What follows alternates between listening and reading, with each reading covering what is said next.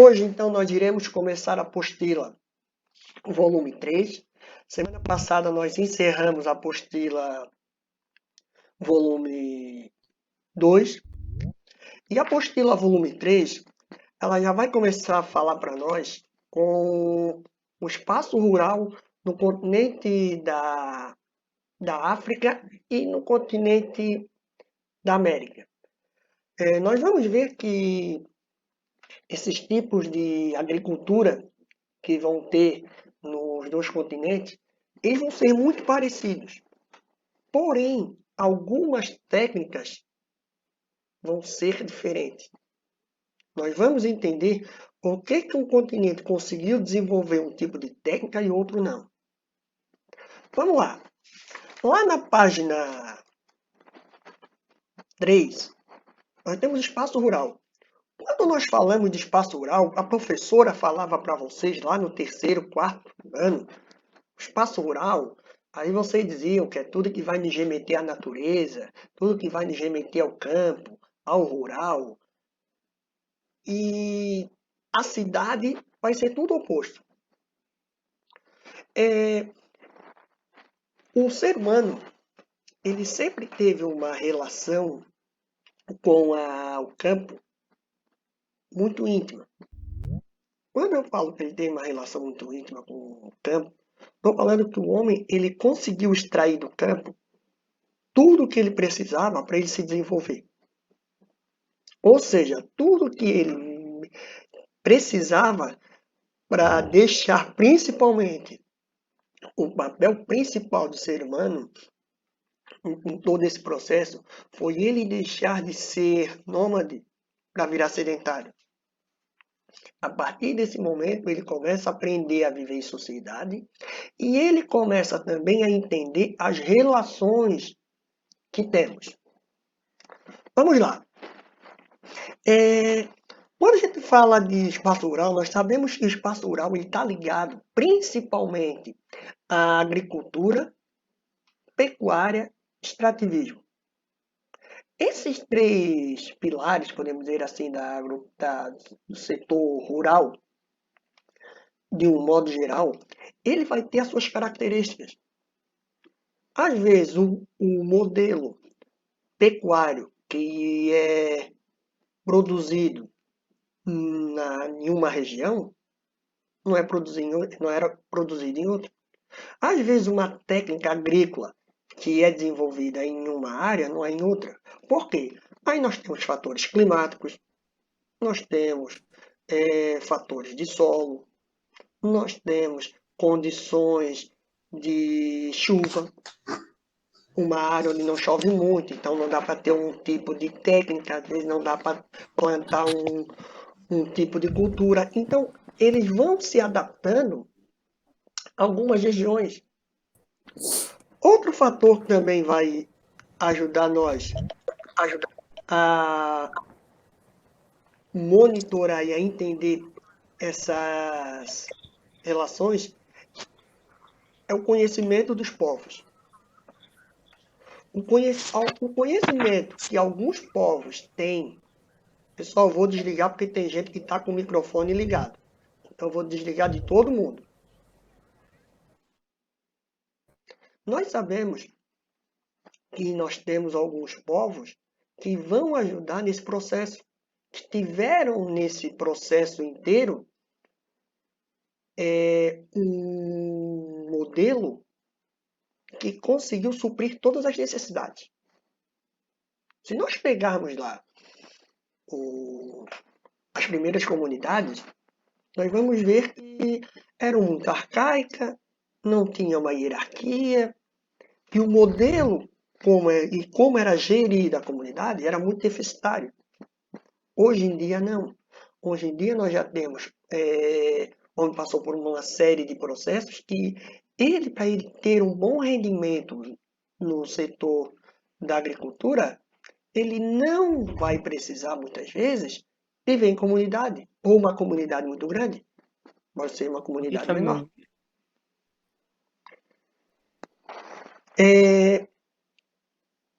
As unidades de conservação, elas vão ajudar a esses a essas áreas para manter a biodiversidade.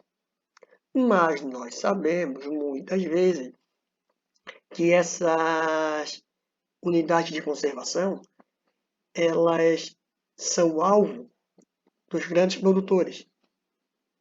Essas unidades de conservação, elas muitas vezes não são respeitadas. Isso é um problema sério. E principalmente países em desenvolvimento, como o Brasil, ele tem sérios problemas. Ainda mais nos dias de hoje, onde as fronteiras agrícolas, onde a agricultura ela está em expansão.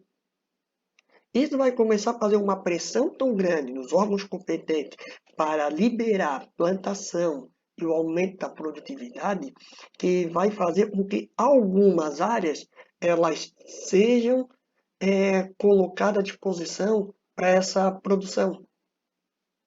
E lembrando também que se nós pegássemos a parte norte, parte sul, desculpe, da região norte, principalmente aquela parte da Amazônia, parte sul, ela já está com pessoas interessadas na produção de soja. Então, olhem como essa produção, olhem como esse desenvolvimento, essas novas técnicas, elas começaram a melhorar a produtividade e ter um retorno mais rápido.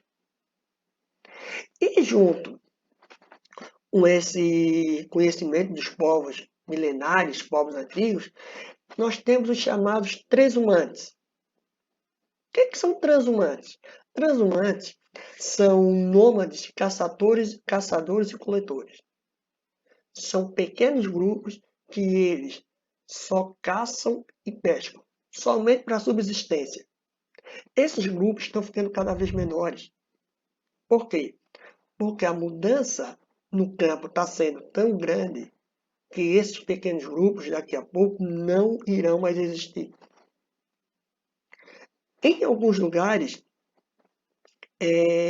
nós vamos ter essa população ribeirinha, ou essas pequenas comunidades tradicionais, que elas estão cada vez ficando em local restrito e menor. Por quê?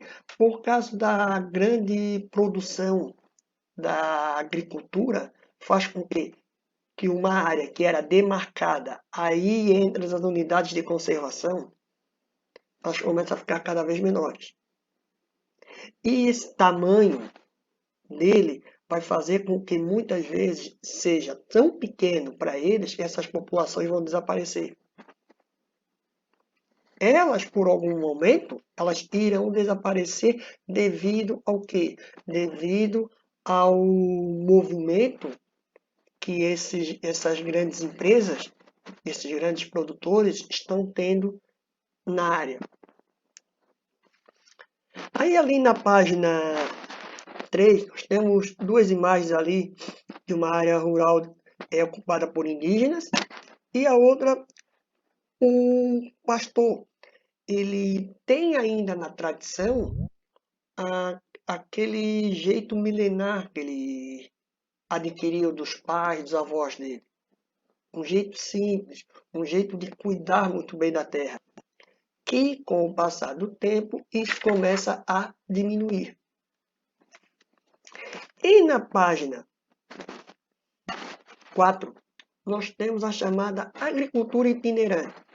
O que significa agricultura itinerante? O que é agricultura itinerante? Isso mesmo. É É a agricultura que, tipo, ela é formada assim, ó, porque ela não tem um local fixo. Então ela é meio que uma agricultura nômade, ela vai andando de lado em lado. isso. Ela vai se deslocando por aí. Isso mesmo, Arthur. Essa agricultura itinerante, ela, como disse o Arthur, ela não tem local fixo. Ela, em épocas, os agricultores, eles mudam ela de lugar. Por quê? Às vezes é porque é mais próximo de uma fonte de água. Às vezes é porque eles querem deixar o solo descansar. Assim como os indígenas faziam em algumas áreas, a agricultura itinerante também é isso. Ela muda de local exatamente para preservar o solo. E essa preservação do solo faz com que muitas vezes a, a produtividade seja maior do que se fosse todo ano estar plantando. Os indígenas faziam muito isso e os portugueses não entendiam.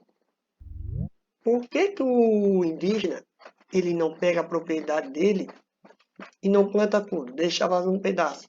Então o português não entendeu e começou a plantar tudo. E nós sabemos que quando tu pega uma propriedade e planta de uma área toda, primeiro, segundo, terceiro ano, a produtividade é muito boa, a produtividade é alta. Quando, a partir do quarto, quinto ano, a tua produtividade já deixa a desejar. Por quê? Porque não vai ter mais aquela produtividade que tu queria. Vai faltar nutriente no solo, o solo não vai ter a mesma fertilidade. Nós temos que entender que as chuvas muitas vezes não são regulares. Isso vai fazer com que? Isso vai fazer com que o solo ele vai perder produtividade. E essa perda de produtividade vai trazer com que a consequência para o solo seja muito grande para o ser humano. Outro fator, queimadas. É muito comum, principalmente nessas pequenas comunidades da agricultura itinerante, em algumas áreas, fazer a queimada. Pessoal, quando se faz a queimada, está perdendo nutrientes do solo. O solo não vai ter a mesma produtividade. Isso vai fazer com que o solo fique mais pobre, mais rápido. E o pobre, mais pobre, rapidamente, não vai ter a mesma produtividade.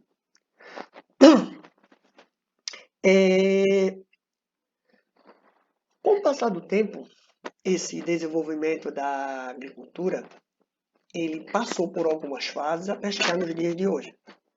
Só que as cidades, elas estão com crescimento em cima, principalmente, da vegetação, do campo. E será que vai dar para a agricultura, essa itinerante, dar conta de todo o alimento da população do campo, da população da cidade? Não, não vai dar. A população da cidade terá sérios problemas em relação a isso. Por quê? Porque nós temos uma agricultura itinerante, a produtividade não vai ser grande. Vai ser para uma parcela X da população. Parcela Y, Z, não vai ter. Outro fator, o uso de tecnologia. O uso de tecnologia baixíssimo ou quase nenhuma. São agriculturas, podemos dizer, conhecimentos milenares. O uso da tecnologia é raro ou é muito pouco. São população, a agricultura itinerante, ela tem tradições que não combina com o moderno. Então isso vai fazer com que? Isso vai fazer com que essa área ela vai se perdendo e a indústria moderna, a agricultura moderna, começa a ganhar espaço. Ali na página 4 também nós temos a queimada, a perda da biodiversidade, uma série de consequências tanto para o meio como para o homem, que vai trazer sérias consequências para todos. Não somente para o ser humano, mas também para o meio ambiente. Claro que o mais afetado vai ser o ser humano, porque é ali onde ele obtém o alimento. Porém, para o meio ambiente também. Nós vamos ter um processo de erosão com maior frequência, com mais intensidade. E na página 6, nós temos a agricultura irrigada na América. Quando nós falamos de agricultura irrigada, Nós estamos falando de utilização de técnicas modernas para utilização. Nós estamos falando para melhorar a produtividade, para melhorar o consumo e também para melhorar a vida do agricultor. Beleza. Isso se utiliza-se mais fertilizantes, mais adubo, mais pesticida. Porém, nós temos algumas consequências, que são a fertilidade do solo. Muitas vezes se perde muito. Muitas vezes o agrotóxico ele contamina o solo, contamina a água. Não vai dar uma resposta tão grande. E nós sabemos que na América e no continente africano, nem em todos os lugares nós temos água potável. Nós sabemos que em algumas áreas nós temos sérios problemas em relação à água. Isso também vai fazer muita diferença, pois eu vou ter que gastar um pouco mais para fazer irrigação. E nós sabemos que nem todos os países e nem todos os agricultores têm dinheiro ou técnicas para irrigação. Em um período de seca, se eu tenho, ou um período de estiagem, se eu tenho irrigação moderna, eu vou lá, ligo e está resolvido. E o período que não tem, como é que eu faço? Eu vou lá no meu reservatório e está vazio. Então, esse processo também é importante, porque nós vamos ver que nem todos os continentes ou nem todos os países vão ter. Ali, ó. Se vocês forem ver ali na página 6, no mapa, algumas áreas, elas têm poucas áreas de irrigação. Bom, professor, mas o Brasil está bem. O Brasil está bem. Mas só que isso é do Brasil inteiro e o Brasil está bem? Não. Nós sabemos que até mesmo dentro do próprio país, nós temos desigualdade. Se nós vermos também no continente americano, nós vamos ver que tem desigualdade. E mais um fator. Os países que têm a renda mais alta, muitas vezes a disponibilidade de água deles é maior. Mas isso não é regra. Olhem o Canadá. O Canadá não tem grande distribuição de água. Então eles têm que arrumar, têm que se adaptar. Outro fator é a qualidade do solo.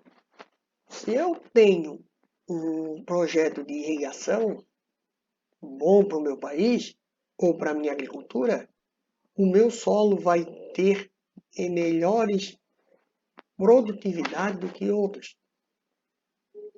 E sem contar que quando nós falamos de produtividade do solo, nós estamos falando de que o solo ele pode fornecer bons produtos para se plantar, porém, na medida certa. Não adianta nós querermos colocar 1, 2, 3, 4, 5 anos, tirar a mesma qualidade de solo, ninguém vai ter. O solo ele começa a perder a sua produtividade naturalmente. Isso é normal? Isso é normal. Aí aparecem os fertilizantes, aparecem os agrotóxicos, para tentar suprir a perda dos seus nutrientes. Mas nem sempre se resolve. Às vezes não consegue se resolver. É um processo onde quem tem dinheiro consegue suprir essas necessidades. Quem não tem, não vai conseguir. Dê uma olhadinha no continente africano. Olha a quantidade de países que é menor do que um. Esses países, a agricultura deles é muito ruim, é fraca.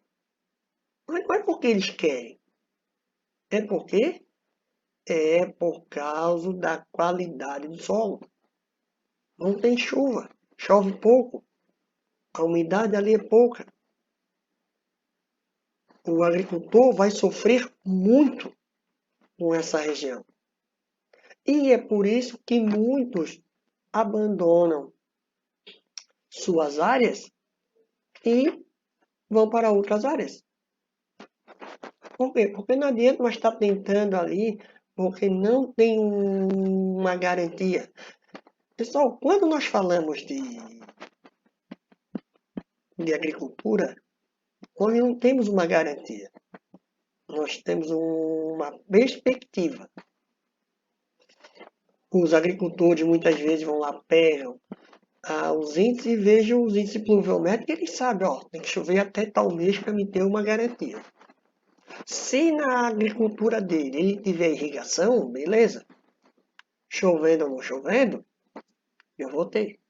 E os que não tem? Então o problema é muito grande. E nós temos também no Brasil e no continente africano projetos para mudança de cursos de rios. Tivemos no continente africano com o Rio Nilo, onde o Rio Nilo ele sofre ou sofreu interferência humana com construções de barragens. E essa construção de barragens foi para benefício daquela população que mora próximo para processo para irrigação. E também estamos tendo no Brasil a transposição do Rio São Francisco. Um projeto extremamente polêmico, demorado, onde disputas judiciais estão ocorrendo e superfaturamento de algumas partes da obra. Então, nos dois continentes nós temos estão tentando modificar o curso do rio para melhorar a situação. Só que não é uma garantia. Não é uma garantia que, vamos fazer a transposição do rio, vai resolver. Muitas vezes não se resolve. Muitas vezes não se tem o impacto que necessita, ou o impacto que se espera.